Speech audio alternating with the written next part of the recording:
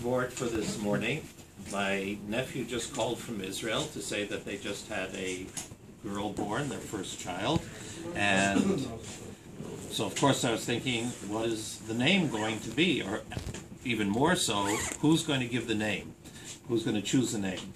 The father or the mother?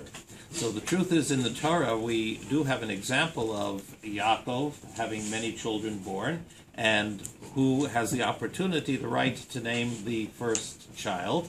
Generally, they say that it is the mother that chooses the name of the first child, and then afterwards the father. Sephardim have the custom to name after a living grandparent. Ashkenazim have a custom not to name after a living grandparent. The bottom line is that people have to get along on what they're doing, and that it should not be a fight.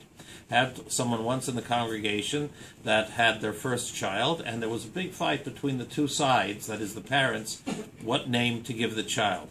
And finally we made a compromise. The child was given both names. So for example, in Hebrew, the child was called David Moshe, and his English name was Moshe David. And therefore, each one of the grandparents were told or had the opinion that their name was the one that came first. And we thought everything was okay. But unfortunately, apparently, nobody felt happy enough. And sometime later, the end of the story is that couple was separated. And I guess when they divided the child, each one got a half of the name or something like that. But that's not the way in which we should be, of course. We should be able to learn how to share. This morning we had various chiyuvim obligations for davening for the Amud, and people shared.